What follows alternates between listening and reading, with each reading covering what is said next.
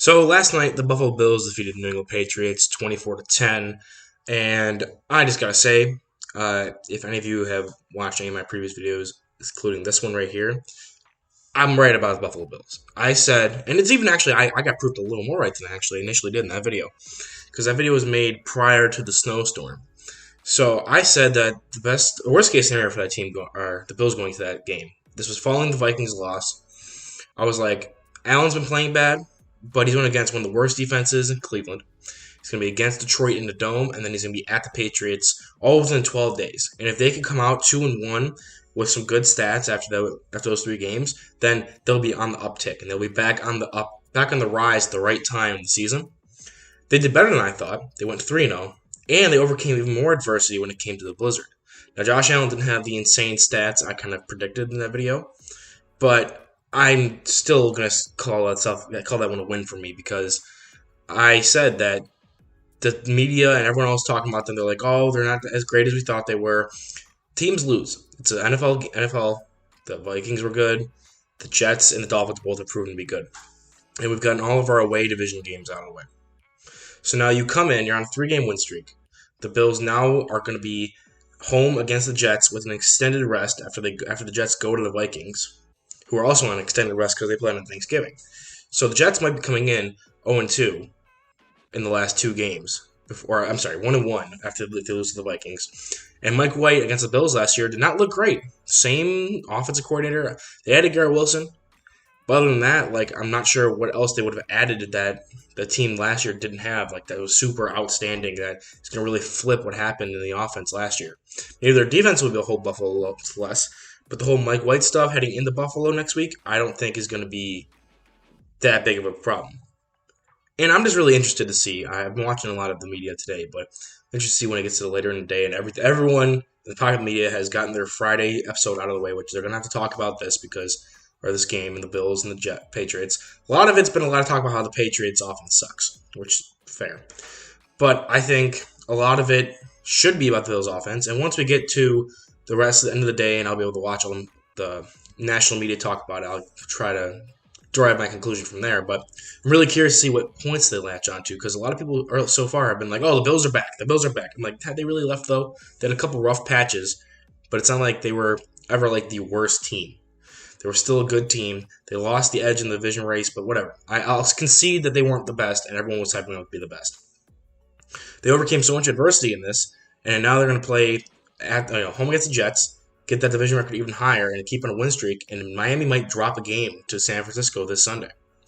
So I think that the national media so far has been overly positive, but there's some more criticals, like first things first. And I think I haven't seen Skip and Shannon yet. Let's see what they talk about this game, because I don't know what they're going to harp on, because everything the Bills have been harped on in the media, because everyone with the increased support and projection for the Bills to be a good team this year, they also came well, actually, they're not good at this or this and this and that. So, but I feel like they've answered all the questions. I don't know what else they could have. What else do you want them to do? They come out at the beginning of the season and demolish people, including the Titans, who are seen as a shoo-in for the playoffs, push the Chiefs with a backup quarterback to an overtime loss or an overtime win. The loss was for the Titans, but so they came out in the early season, blew people out. Okay, that's unsustainable, and they hit their little snag. Then the criticism was they don't have any offense outside of Josh Allen, needed a sub-run game. First off, I've heard the stat today a bunch of times that they're the only team in the NFL this year that has had over 100 rushing yards in every single game. But especially since that Vikings game, they've been having an increased focus on James Cook and Devin Singletary in the backfield. Naeem Hines is there for returning and probably a little flavor stuff on the passing downs. But James Cook and Devin Singletary have been way better than they have these past 3 weeks, and they have all season leading up to it. So they're establishing an actual run game outside of Josh. I know Josh went off against the Lions, but regardless, they still were running the rock with the actual running backs. So they're establishing a run game. So you can't really say that anymore. You can't really harp on them for that. They're still going to, but they're just speaking in bad faith because they don't have a Nick Chubb or a Derrick Henry. You don't need that. You can win by committee, especially if the main focal point of your offense is Josh Allen.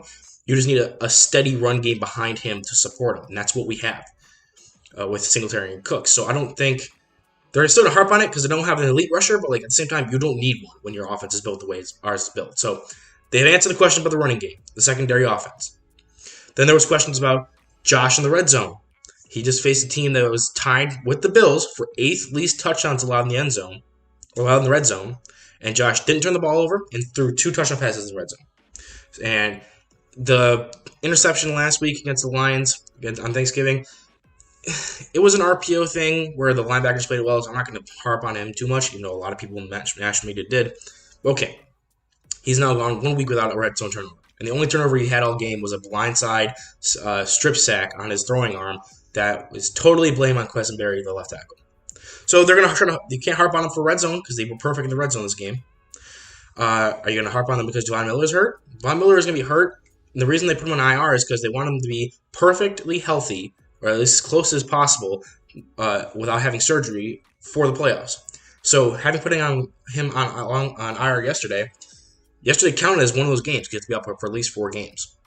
That counted as one. He'll be back after 3 games. They'll designate him to return, and he'll be back for probably the last game of the season and then the playoffs. I'm not stressed about that either. And Tre'Davious White's back. Jordan Poyer is still out there.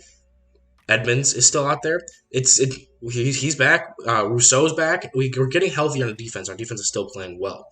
Maybe not number one overall defensive worthy, but it's still playing well. Can't harp on defense. Can't harp on them for the run game. Oh, they can't win close games. We beat the Ravens in a close game. We beat the Lions in a close game. A Lions team that people are trying to diminish that win because it was too close. It's like they were scrappy, and it was in their home stadium. And we had, instead of being on a 1-game homestand before going away again, it was another away game after having just lost at home to Minnesota. We put away at the Jets, home against Minnesota, away. And of all those games, we lost 2. They can win close games. They can grind it out, win the possession battle like they did last night and like they did in Miami earlier in the season. They can beat you over the top. They have an explosive passing game. Their defense is good. They clean up the red zone. I don't understand what the national media is going to be able to harp on next, but we'll see. They're never surprising when they can find something new. So I'm looking forward to that part. But yes, I'm just going to take it. This video is basically just an elongated victory lap and saying, get back on the Bills bandwagon. If you don't, I'm excited to see you in February. So, till then.